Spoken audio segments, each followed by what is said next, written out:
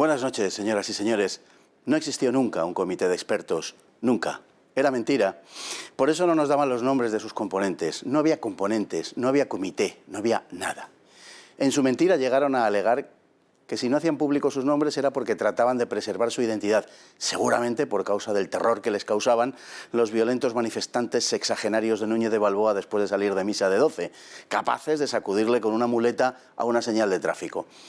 Comprensible terror en los virginales aliados de Torra y de Bildu. Sin ir más lejos, el 1 de junio la Moncloa publicó un tuit en el que se aseguraba que Pedro Sánchez se hallaba reunido con el comité de expertos, mientras el mentiroso, el falsario, el impostor se atragantaba de la risa. ¿De quién se reía? De nosotros, de usted.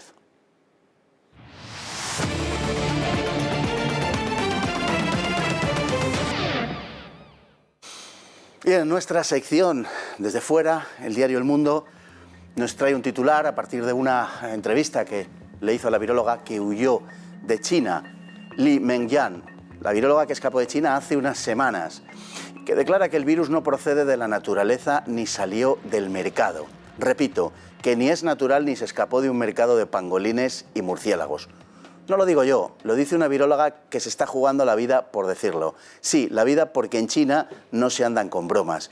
Cuando los troles de las redes sociales, cuando las marionetas acongojadas de los Facebooks, de los Twitter regurgiten incansables los chutes de terror que les suministra el poder, harán bien en recordar que Li Mengyan no se está jugando unos likes en el muro, sino que se juega literalmente la vida.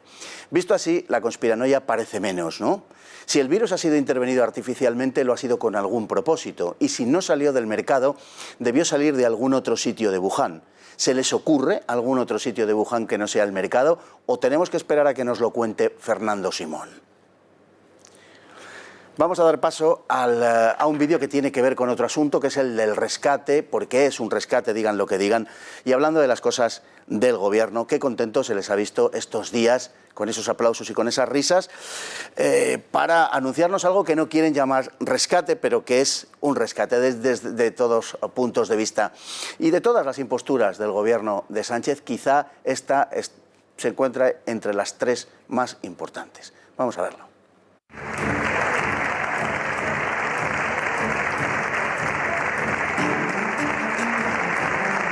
Triunfante y victorioso, así entraba el presidente del gobierno en la sesión de control del Parlamento. Entre aplausos, Pedro Sánchez se sonreía por haber conseguido el acuerdo con las potencias del viejo continente. Pero la realidad está muy lejos de esas imágenes. Ni Sánchez debería estar tan sonriente, ni la bancada socialista tan entusiasmada para con su presidente, porque las políticas que Europa exige para mantener el rescate económico de España son más bien contrarias a las que venía persiguiendo el gobierno del PSOE y Unidas Podemos. El rescate ya está en marcha. Consiste en 140.000 millones para España, de los cuales 72.700 millones irán ligados a la línea de ayudas a fondo perdido y los 67.300 restantes estarán ceñidos a créditos pendientes de devolución. Pero para que el dinero llegue a España no basta con este acuerdo. Para acceder a los fondos será necesario que España presente planes de inversiones y reformas que quedarán sujetos a la aprobación de las partes restantes. Planes que, por cierto, deberán ceñirse al marco de recomendaciones del semestre europeo y cuyo cumplimiento será controlado por los técnicos de la Comisión Europea. Los mismos técnicos que ya intervinieron en la pasada crisis, que no gozan precisamente de buena prensa. Algunos los llaman los hombres de negro y desde luego que el PSOE y Unidas Podemos no les tienen en buena estima. El 26 de febrero de este año, la Comisión Europea, en el contexto del semestre europeo 2020, publicaba el informe sobre España 2020, un análisis que evaluaba los avances en lo que respecta a las reformas estructurales y la prevención y corrección de los desequilibrios macroeconómicos. Informe que ante el rescate económico se vuelve de vital importancia. España deberá tener en cuenta para sus planes las prioridades de reforma que se contienen en dicho documento, y estas prioridades no son precisamente fáciles de lograr para el gobierno de Sánchez. Reformas sobre la hacienda pública y fiscalidad, sobre el sector financiero, sobre las políticas laborales y sociales, así como de la competitividad, inversión y sostenibilidad medioambiental. Así es como podemos resumir las prioridades de la Comisión Europea para España. La primera de ellas tiene que ver con la hacienda pública y la fiscalidad, realidad, y es que los técnicos de la Comisión llevan años denunciando la falta de estabilidad presupuestaria de España. No queda otra que lograr la sostenibilidad presupuestaria para alcanzar el rescate económico, con lo que Sánchez tendrá que aplicar recortes o subir impuestos como el IVA. Esperemos que la tijera empiece por los 35.000 millones gastados anualmente en subvenciones, pero además de fiscalidad, los tecnócratas comunitarios también incluyen recomendaciones en la dirección opuesta a la del Gobierno en lo que a la política laboral respecta. Mientras el Ejecutivo ha hablado abiertamente de tumbar la reforma laboral del PP, la Comisión Europea opta por reforzar la legislación vigente, complementándola con políticas activas de empleo más eficaces. Las manos del presidente, lejos de poder aplaudir, quedarán muy atadas a la hora de desarrollar su programa de gobierno, apenas un semestre después de anunciarlo junto con Podemos. Ahora solo cabe austeridad, con lo que Sánchez queda acorralado por la tutela de la política económica española. Y tenemos con nosotros hoy a don Jano García, autor de La Gran Manipulación, libro permanentemente de actualidad, porque eso es a lo que estamos asistiendo en España, a una manipulación permanente. Don Jano, muy buenas noches. ¿Qué tal? Buenas noches, don Fernando. Bueno, no sabe uno verdaderamente por dónde empezar con respecto a todo lo que está pasando.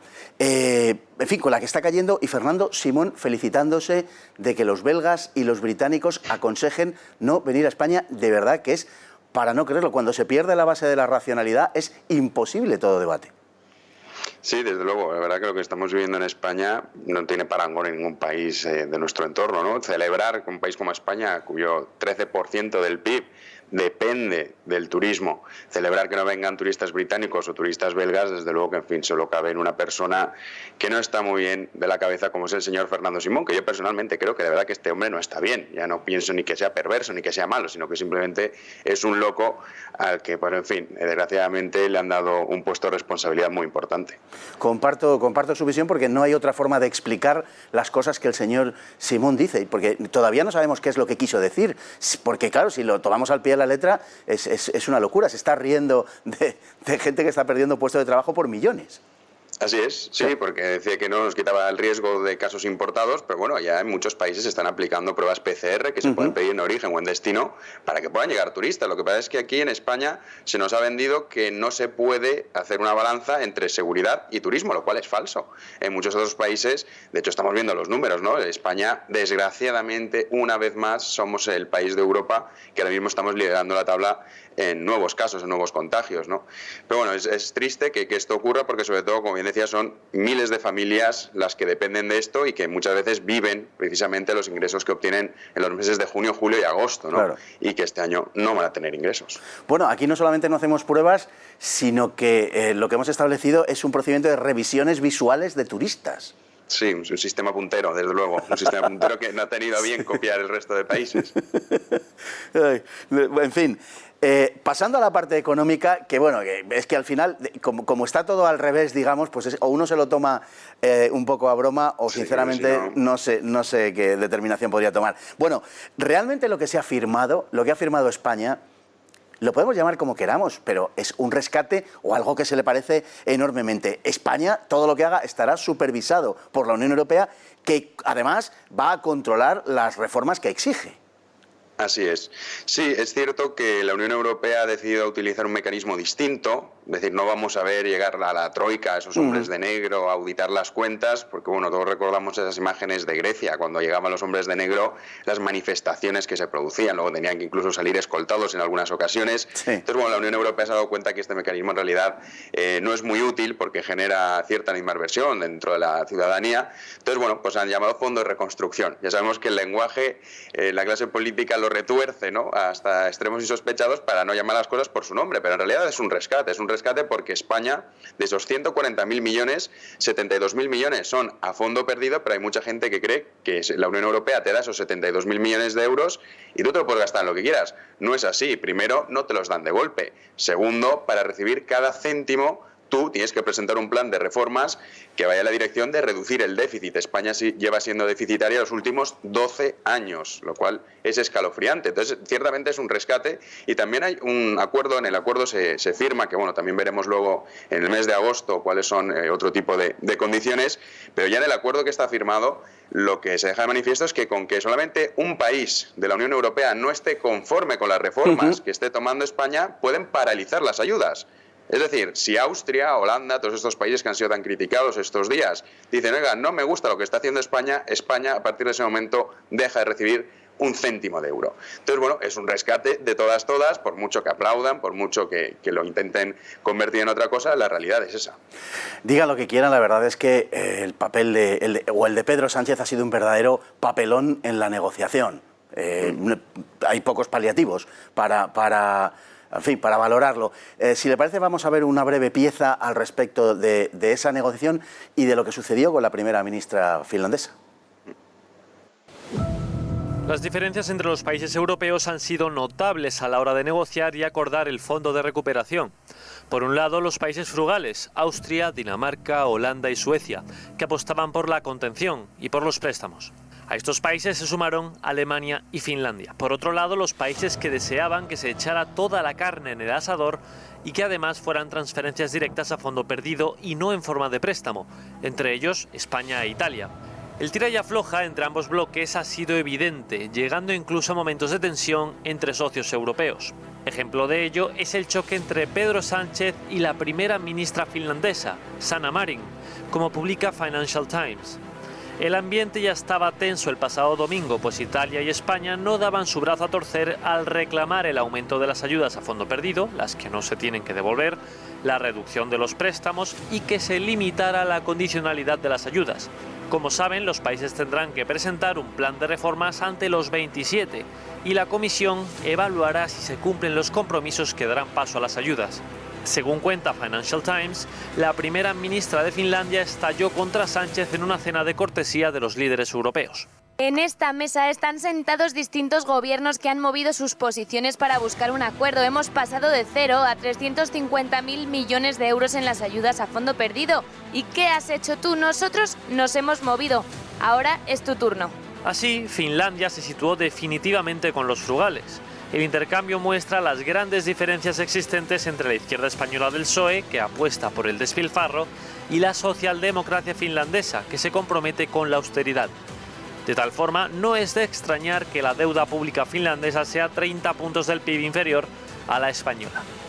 Los frugales se salieron con la suya finalmente, lo que demuestra que el no es no y el inmovilismo no le funcionan a Sánchez en Europa, como en España. El choque entre Finlandia y España estuvo a punto de llevarse por delante el acuerdo. Bueno, a mí la impresión que me da, de verdad, es que fingen estar encantados, pero en el fondo saben que se van a comer la reforma laboral del Partido Popular y además incluso que van a tener que profundizar en ese tipo de reformas. Todo ha sido una puesta en escena absolutamente intragable. Uno, en cualquier país normal, estaría tentado de pensar que esto va a tener muy poco recorrido en materia propagandística, pero en España yo no me atrevo a decirlo. Efectivamente, en España eso no se puede decir. Es cierto que además también hemos visto un poco el ejercicio propagandístico que hacían, ¿no? Siempre ponían el foco en Holanda y decían, no, es que los holandeses mira qué malos son. Bueno, estaba Suecia, estaba Dinamarca también, esos de los países frugales, que en realidad son países que han estado ahorrando y que están gobernados por partidos de centro-izquierda. El problema es que la izquierda española, Fernando, es una izquierda española que está anclada a inicios del siglo XX. Así es. O sea, no ha comprendido que el mundo ha cambiado, que tú tienes que respetar la propiedad privada, que tienes que incentivar la inversión, que tienes que incentivar que se creen empresas y ayudar al empresario, que es el que crea empleo, ¿no? Entonces, claro, esto que sí que han comprendido desde hace muchísimas décadas en otros países, como es el caso de Suecia, de Dinamarca o propia Finlandia, aquí no. Entonces es un problema muy grave. Veremos a ver cómo lo venden, porque yo creo que el gobierno va a intentar escabullirse de esas reformas, es decir, recortar el gasto público aplicando una masiva subida de impuestos. ¿Qué es lo que ocurre cuando se hace esto? Que cuando el gobierno, todo este tipo de previsiones que se hacen de vamos a recaudar 10.000 millones o 20.000 millones, con esta subida de impuestos siempre es muchísimo menor, ¿no? Entonces, claro, en España tenemos una situación que además es más compleja, que mucha gente hace la comparación con 2008, porque ya tenemos una tasa de paro que está en torno al 16%, tenemos muchísimas personas que en cuanto terminen los ERTEs pasarán a sufrir un ERE, es decir, se irán al paro, y claro, son personas que dejan de dar dinero al Estado y tienen que recibir una nómina pública. Ahora mismo en España pagamos todos los meses 14 millones de nóminas públicas soportadas por 13 millones de personas, 13 millones y medio, que trabajan en el sector privado. Esto es inviable. Esto es inviable y esto es un país quebrado de facto. Sí. Lo único que ahora lo que toca pues es ajustar todo este tipo de recortes en el gasto público y, por supuesto, intentar, que yo creo que no lo veremos con este gobierno, que las pequeñas y medianas empresas y la clase media no se vea asfixiada, porque realmente en España es un país de pymes. El 99% son pymes y, desde luego, ahora mismo están viviendo una situación trágica porque los impuestos siguen siendo muy elevados, no se les ha ayudado absolutamente nada. De hecho, España es el único país que se niega a bajar impuestos, hasta propia Italia, que, en fin, que es también un estandarte del estatismo, ¿no? Y de la intervención y el aumento de impuestos. Hasta Italia ha hecho un plan para reducir impuestos. A mí me da la impresión de verdad de que todo esto es una gran locura y lo que no sé es cuándo esto se va a detener o quién va a parar esto, porque vamos camino al abismo de una forma que está absolutamente cantado. Y yo no sé si hasta qué punto se va a poder aguantar esto. Ahora anuncian subidas de impuestos sobre una clase media, sobre una clase trabajadora, sobre autónomos que ya no tienen ninguna capacidad mayor de tributar más. Es que es imposible. Es que va a ser sobre la situación de desastre la asfixia absoluta. Así es, porque aquí, por ejemplo, en la crisis del 2008 había gente que, digamos, tenía ahorros y entonces pudo un poco capear la situación, pero es que la gente no se ha podido recuperar. Esa clase media, esa clase trabajadora no ha podido recuperar esos índices de ahorro que teníamos previamente en la crisis del 2008. Entonces es gente que vive al día y que, si no tiene una nómina, pasa directamente a no tener ningún tipo de ingresos y no tiene ahorros para poder hacer frente a los gastos que tengan que llevar, ya sea el alquiler, ya sea el pago del coche, etcétera, etcétera. Entonces, claro, esto de subir impuestos es una auténtica locura, pero desde luego que este gobierno, ya lo veíamos, lo que pasa es que la pandemia ha acelerado todo esto, pero este gobierno iba destinado a eso, a crear una sociedad clientelar, a crear una Andalucía a nivel nacional. Eso es lo que querían hacer. Entonces, claro, esto ahora veremos a ver qué ocurre, porque también, como decía, cuando se acaben los ERTEs, la realidad sí o sí va a asomar. Ahora estamos intentando, poniendo un parche, porque estamos en agosto, que así la gente pues se distraiga un poco, intente hacer un poco de gasto, a ver si conseguimos recuperar algo de dinero en el sector turístico, pero la realidad va a asomar antes o después. Ahora dicen que quieren prorrogarlos hasta diciembre. En fin, veremos a ver en qué queda todo esto, pero en el fondo lo que estamos haciendo es intentar tapar lo que es la realidad, y antes o después la realidad aflora, y en economía todavía más. La economía no entiende de eslóganes ni de propaganda política. Claro. Yo creo, vamos, la impresión que tengo es que los aplausos hasta cierto punto es, por supuesto, una puesta en escena absolutamente impresentable, pero en fin, dejando al margen eso, había un cierto fondo de sinceridad en los aplausos, porque yo creo que a Pedro Sánchez esto le ha brindado una oportunidad para no tener que llevar a cabo un determinado tipo de política que beneficiaba fundamentalmente a Podemos. Me da esa impresión. Y creo que quien va a pagar esto desde el punto de vista político es Podemos, porque es absolutamente incompatible con esa idea, perfectamente absurda por otro lado, pero en fin, que era la del escudo social. Entonces, ¿Podemos cómo va a vender esto? ¿Por qué no lo puede vender? Yo eso, Fernando, por ejemplo, el otro día lo estaba pensando, ¿no? Decía, claro, Podemos cómo va a vender ahora que ha sido el austericidio. Nos acordamos cuando decía el austericidio, que en realidad lo que había hecho el PP precisamente fue todo lo contrario, ¿no? De hecho, las pruebas están ahí. El Partido Popular, el déficit continuó bajo su gobierno y lo que hizo fue endeudarnos masivamente. Eso es lo que hizo el PP. Pero bueno, lo llamaban austericidio. Es que es escandaloso. Pero bueno, yo creo que esta gente ya ha llegado a tal nivel de caradura que lo venderán igual. Pues lo llamarán de otra forma, dirán que son reformas estructurales destinadas a la ayuda de las personas binarias y a algún tipo ecológico, algún tipo de adjetivo relacionado con el cambio climático, y ya está. Y tendrán el descaro de intentar venderlo. Yo creo que incluso mucha gente dice que esto puede provocar que se rompa esa coalición.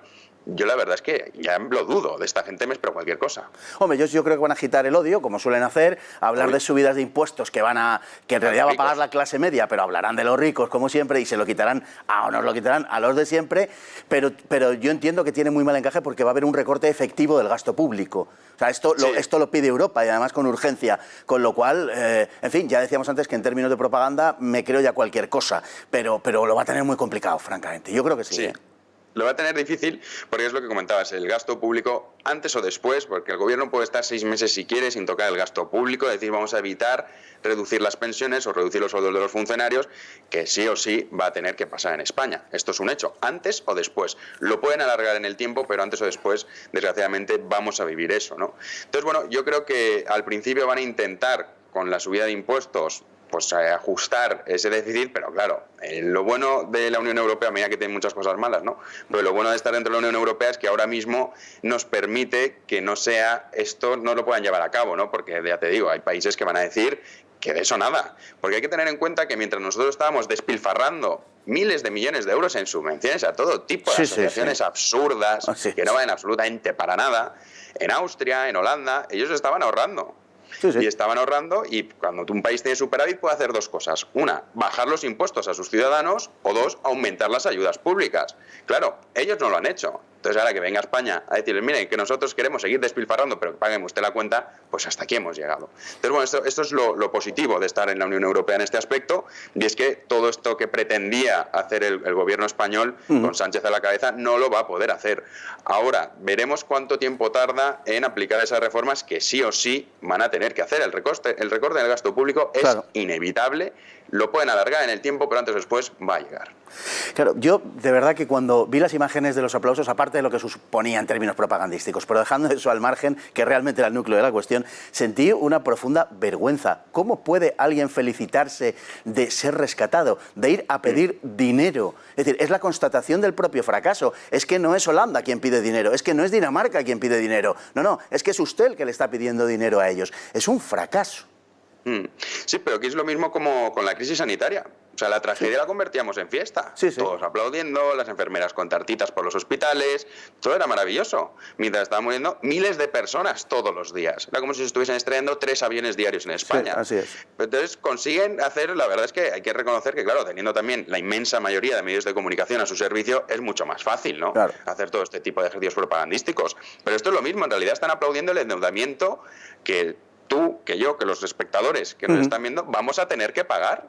O sea, están aplaudiendo que nosotros vamos a vivir más pobres, porque esa es la realidad. Nosotros ahora vamos a vivir muchísimo peor de lo que vivíamos, porque vamos a tener menos ingresos y, en definitiva, al tener que pagar más impuestos, tú te quedas con menos dinero. Tienes menos capacidad de ahorro, menos capacidad de compra, etcétera, etcétera. Por lo tanto, nuestra calidad de vida va a empeorar. Pero eso es lo que estaban aplaudiendo. Lo que pasa es que son capaces de convertirlo todo, incluso la tragedia más absoluta, como la que hemos vivido, que esperemos que no se repita, también lo convertían en celebraciones y en fiestas. Es el descaro.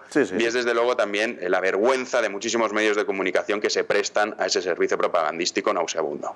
Da un poco la imagen además de que si volviera una, en fin, no probablemente en los mismos términos, pero si tuviéramos un rebrote generalizado, el gobierno se ha desentendido de todo este asunto, le ha pasado la pelota a las comunidades autónomas, parece que con ellos o que con él no va, y da la impresión de que no hemos aprendido gran cosa de lo que nos ha pasado. No, ese es el gran problema, que todos estos meses se suponía, mientras todos estábamos encerrados en casa, se iba a utilizar para prever lo que sería lo que llaman desescalada, el desconfinamiento, para no volver al punto de partida. Pero de luego no hemos aprendido nada. Y si es que en los aeropuertos es un coladero absoluto, luego también vemos como los test no sabemos en España, información que es fundamental. Porque a mí que me digan que hay 2.000 casos, bueno, 2.000 casos, pero que esos 2.000 casos, ¿cuántos acaban hospitalizados? ¿Cuántos acaban en la UCI? ¿Qué edad tienen esos casos? ¿Cuántos son asintomáticos? ¿Qué porcentaje da positivo de los test diarios que estamos haciendo? Todos esos datos fundamentales no los sabemos. Entonces, claro, en España la cuestión no es el número de casos, porque pueden ser 2.000 casos, pero claro, si tú detectas a muchísima gente, es mejor.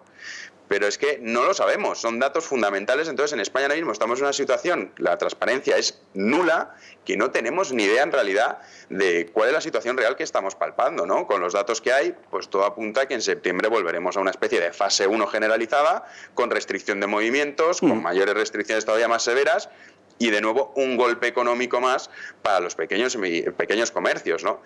Entonces veremos a ver qué pasa. Desde luego el desastre, la gestión es absoluta, pero también yo creo que la gente tenía que ser un poco consciente y decir, vamos a ver, si tú votas a personas como Irene Montero, Iglesias, Sánchez, en fin, toda esta tropa de inútiles que en el sector privado no tendrían de qué vivir, literalmente, porque no valen para nada, ¿qué esperas? O sea, ¿qué esperaba la gente con este gobierno ante la mayor crisis sanitaria y económica desde que acabó la guerra civil?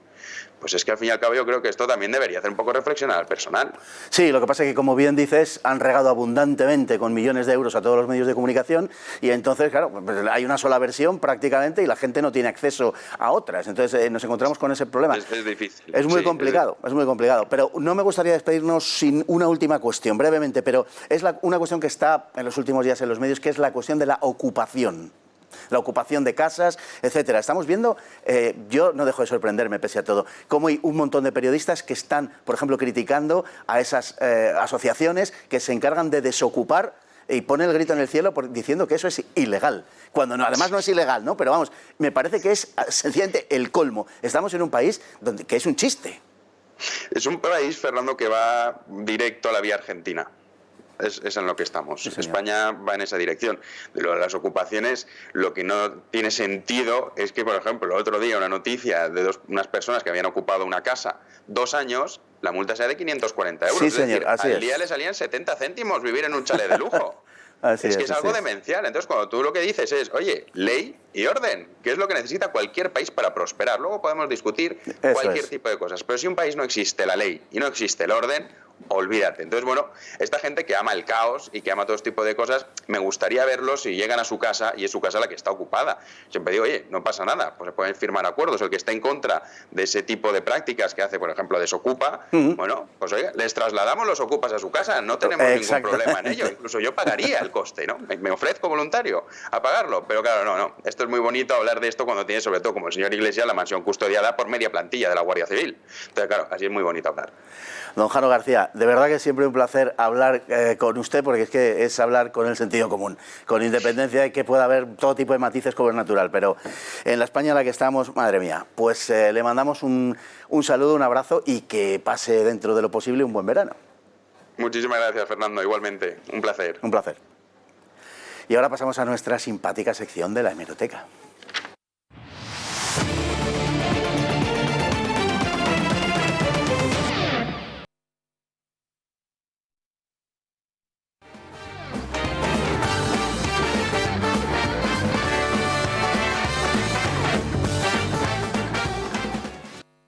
De vuelta de la publicidad, les vamos a contar una noticia de la que mucha gente no quiere sacar las conclusiones, porque hay quien no quiere ver que existen planes de algunos gobiernos musulmanes de extenderse más allá de sus fronteras. Es sorprendente.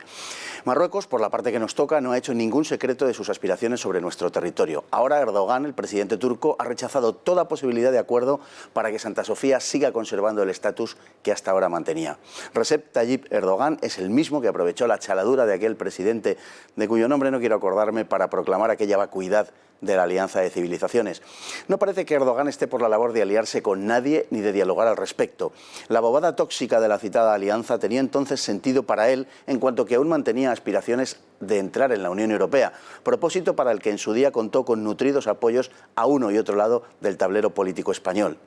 Pero hoy, cuando Turquía ha vuelto su mirada hacia Asia y ejerce un férreo chantaje sobre Europa, manejando discrecionalmente los flujos migratorios, ya no tiene interés alguno en seguir alimentando la seráfica imagen de país democrático amigo de los niños. Así que olvídense de Santa Sofía y que todo quede ahí. Quizás no conozcan la historia de Santa Sofía, la más emblemática edificación de la ciudad de Estambul. Santa Sofía se levantó como una de las principales iglesias del Imperio Bizantino en el año 537. Desde entonces y hasta el año 1453, el templo sirvió al culto cristiano. Santa Sofía fue así catedral durante casi 1000 años, pero en el año 1453 la entonces ciudad de Constantinopla fue conquistada por los turcos otomanos y el edificio que se había erguido como catedral pasó a ser una mezquita. Durante el dominio otomano se añadieron al edificio detalles arquitectónicos islámicos como un mihrab o 4 minaretes. Y tras 1000 años siendo catedral, Santa Sofía permaneció como mezquita hasta el año 1931. 4 años después, la catedral bizantina se convertía en museo en el que se guardaba y guarda una riqueza artística considerable con su cúpula, arquerías, mosaicos o el Pantocrátor. El museo que aunaba 2 religiones en 1500 años de historia, el más característico de la época de Justiniano. Desde 2006 incluso se habilitó una capilla en la que musulmanes y cristianos han rezado desde entonces hasta ahora, porque ya no habrá cabida al culto cristiano en Santa Sofía, que desde este mes de julio vuelve a ser mezquita. El pasado 10 de julio el Consejo de Estado turco aprobó la decisión del Consejo de Ministros de transformar la iglesia de Santa Sofía de nuevo en mezquita y a pesar de las críticas a nivel global, Erdogan firmó un decreto que anula el estado de museo de Santa Sofía. Después del anuncio de cambio ya hubo llamado a la oración desde los minaretes de la ahora mezquita, pero si algo es de verdadero interés no es el llamado a la oración, es el discurso de Erdogan unos días después, el 13 de julio, en el que expresó: mi felicitación de corazón a todas las ciudades que simbolizan esta civilización islámica, desde Bukhara a Al-Ándalus. Este renacimiento es nuestro deber, es el símbolo de la vuelta del sol naciente de nuestra civilización basada en la justicia, la conciencia, la ética, el monoteísmo y la hermandad, la civilización que espera con anhelo toda la humanidad. Ahí está, las pretensiones de Erdogan quedaron reveladas en su discurso, que fue pronunciado en árabe, aunque en la versión traducida al turco y al inglés esas palabras no han sido recogidas. Pero no siendo suficiente el posicionamiento del gobierno turco, el pasado 27 de julio su ministro de Asuntos Exteriores, Mevlut Cavusoglu, cerraba la puerta a una convivencia de confesiones bajo la cúpula de Santa Sofía. Lo hacía en su reunión con la ministra de Asuntos Exteriores de España, Arantxa González Laya, tras referirse esta a Santa Sofía como la casa común de cristianos y musulmanes. Cavusoglu le respondía literalmente: si no le he entendido mal, prefiere mantener Santa Sofía como una casa común. Por supuesto, si se refiere a una casa común como patrimonio cultural de la humanidad con todas sus características abierto a todos, eso está bien. Pero si se refiere a que Santa Sofía convertida en gran mezquita permanezca como un lugar donde otras creencias también pueden rezar, no estamos de acuerdo con eso. Y es que la noción de multiculturalidad o diversidad no es más que una construcción de la cara más progresista de Occidente, pero no cabe en la concepción islamista del mundo y la humanidad. No nos engañemos, ni Estambul ni Santa Sofía se parecen un poco al Toledo del medievo, en el que convivieron las tres religiones monoteístas. El gobierno turco ha cerrado sus puertas a la cultura cristiana y a cualquier otra que no sea la suya, la islámica, porque para ellos la conquista de la Catedral de Santa Sofía no es más que un primer paso de la reconquista hasta el Andalus, y mientras avanza la muerte de la cultura cristiana, Turquía se asoma a un retorno de los otomanos. Como han podido oír, no podían faltar las permanentes referencias al Andalus. Pero cambiando completamente, bueno, casi completamente de tema, no nos vamos a ir de vacaciones, vacaciones relativas, porque las vacaciones con bozal son menos vacaciones, sin recordar un par de cosas acerca de la pandemia, lo más importante de lo que nos ha sucedido y todo aquello que tiene que ver con el estado en el que nos encontramos hoy. Conocedor el gobierno de lo contagioso del virus, decidió seguir adelante con su agenda política e ideológica. Lo que mejor muestra su increíble irresponsabilidad es el mantenimiento por parte de miembros del gobierno de la convocatoria del 8M. Fue allí, con toda probabilidad, donde se produjo el mayor número de contagios y fue, sin duda, causa importante de que España sufriese con más intensidad que ningún otro país del mundo la pandemia. Los convocantes portaban jocosas pancartas en las que se reían del COVID-19 y aseguraban que el machismo mata más que el virus. Pues no, ha resultado que el fanatismo feminista es mucho más letal. Nosotros tenemos un sistema nacional de salud muy potente, que estamos preparados para hacer frente a cualquier situación y que no hay ninguna razón de salud pública que aconseje tomar ninguna medida o que impida la celebración de eventos de este tipo. Solo tenemos 2 casos, pronto se va a levantar los 14 días de prevención que teníamos sobre los que repatriamos de Wuhan. Y desde luego por razones sanitarias no. No hay ninguna razón de salud pública que impida celebrar un acontecimiento de estas características en nuestro país. Ni en Barcelona, ni en Cataluña, ni en España existe ninguna alarma sanitaria. Obviamente esto es una enfermedad, la gente tiene que preocuparse y tiene que tratar de no enfermar, pero sí estamos teniendo una preocupación excesiva a nivel poblacional, pero eso no implica que sea una enfermedad de una gravedad excepcional que tenga que preocupar de forma exagerada a la población. No había riesgo para la salud, solo una histeria colectiva, y el verdadero virus no era el COVID-19, sino el machismo. Madrid pedía cerrar colegios y Sanidad lo frenaba. Así se vivió en la semana previa al 8 de marzo, día en que las calles de Madrid y de toda España se llenaron de manifestantes que increpaban al machista, al violador y al heteropatriarcado. ¡El violador eres tú! ¡El violador eres tú! No había riesgo y el propio Simón se lavó las manos como Pilatos. Yo no le recomiendo a nadie nada relacionado con una manifestación. Yo creo que cada uno tiene que expresar sus ideas como considere y que si consideran que tienen que estar en manifestación, que estén. Si consideran que no tienen que estar, que no estén. Si mi hijo me pregunta si puede ir, le voy a decir que haga lo que quiera. Y es que a las mujeres, tal y como dijo la vicepresidenta del gobierno, les iba la vida en el 8 de marzo. Así que les diría que les va la vida.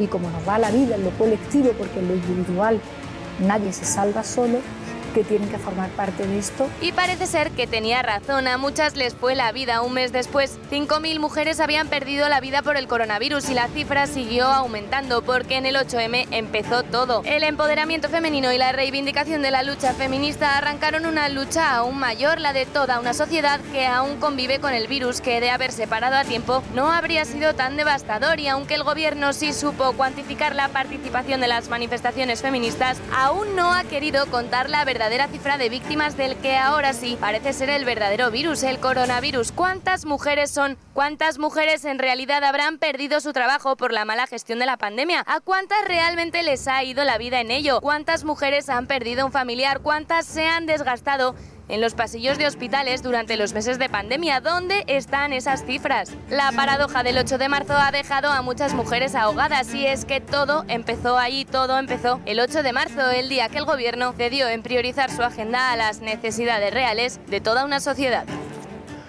Y el relato de los medios de comunicación que apoyan el gobierno y del propio gobierno de Pedro Sánchez pretende sostenerse sobre el argumento de que nadie vio venir la pandemia. La realidad, sin embargo, desmiente esta información. El gobierno de Pedro Sánchez fue advertido con anterioridad al 14 de marzo en numerosas ocasiones acerca de lo que estaba sucediendo y de la peligrosidad de la pandemia. El día 30 de enero, Juan Martínez Hernández, experto en sanidad de la Organización Mundial del Comercio, advirtió en una reunión en el Ministerio de Sanidad con Fernando Simón de la capacidad de contagio del COVID-19, pero el señor Simón decidió ignorarle. Y lo que es aún más grave, el viernes 6 de marzo el Ministerio de Sanidad recibió un informe procedente del Centro de Coordinación de Alarmas y Emergencias Sanitarias, cuyo director es el propio Fernando Simón, en el que alertaba del carácter extremadamente contagioso del virus. El informe era, en realidad, la actualización de una información remitida al Ejecutivo con anterioridad, por lo que el Gobierno ya disponía de ellas unas cuantas fechas atrás. Desde febrero, como tarde, el COVID estaba entre nosotros y se tenía conciencia de su carácter contagioso y de que podía colapsar los servicios sanitarios. Sin embargo, Fernando Simón no solo no urgió a sus compañeros de gabinete a tomar las medidas pertinentes y, en consecuencia, a prohibir todo acto multitudinario, sino que ni siquiera desaconsejó en público acudir a la manifestación feminista del 8M. Mientras tanto, desde las más altas instancias políticas se animaba a la población a acudir a dicha manifestación. Otros muchos españoles, como los que celebraron el acto de Vox en Vistalegre, acudieron a partidos de fútbol o a celebraciones litúrgicas, fueron igualmente víctimas de la negativa gubernamental a cerrar las fronteras o a decretar el confinamiento antes de que fuese demasiado tarde. Una negativa decidida por el Gobierno pese a que había recibido más que suficiente información. El coronavirus entró en España y se extendió muy rápida y silenciosamente mucho antes de que fuera detectado en el mes de febrero. Convivimos con él sin saberlo hasta que, tras los primeros casos identificados, la epidemia estalló descontroladamente a principios de marzo. Pero ¿cuáles fueron los factores que lo dispararon? ¿Por qué la expansión tocó unos territorios más que otros? Ahora, el Instituto de Salud Carlos III intenta dar con las respuestas. Se sabe, por ejemplo, que uno de los primeros casos de infección detectado en Europa tuvo lugar aquí, cerca de Múnich, en Alemania. Una mujer que aterrizó el 22 de enero en el aeropuerto de la ciudad alemana procedente de China y que había estado con sus padres residentes en Wuhan. La cadena de transmisión, señala el documento, permitió detectar que uno de los 12 casos relacionados con este primer positivo de Europa se acabaría convirtiendo en el primer caso detectado en España, en un individuo que voló de Múnich a Canarias el 28 de enero. Centrándonos en nuestro país, el Carlos III señala también que los 15 genomas más antiguos del coronavirus proceden de muestras de Madrid, Valencia, Segovia y Granada de finales de febrero de 2020 y de Guadalajara, Burgos, Álava, Vizcaya, La Rioja, Tenerife y Orense de la primera semana de marzo. En este gráfico se muestra, por ejemplo, cómo ya el 25 de febrero la pandemia estaba disparada, lo que implicaría que desde días o semanas antes había penetrado con fuerza en España. El virus no es grave, decía Sanidad. En España no ha habido ninguna transmisión de este virus y, por lo tanto, en España no tenemos coronavirus. No tenemos coronavirus de este. Y en este estudio se recogen también distintas conclusiones sobre el virus elaboradas por Reino Unido, donde se destaca que 1 de cada 3 importaciones en el país procedían de viajeros que venían de España desde el 16 de febrero. Es importante que todo esto no se nos olvide, porque van a hacer lo posible para que sí se nos olvide o para darnos su versión, que ya parece que empieza a calar entre la población. Nos vamos con la frase del día. Cuando todos piensan igual es que ninguno está pensando. Walter Lippmann. Muy buenas noches.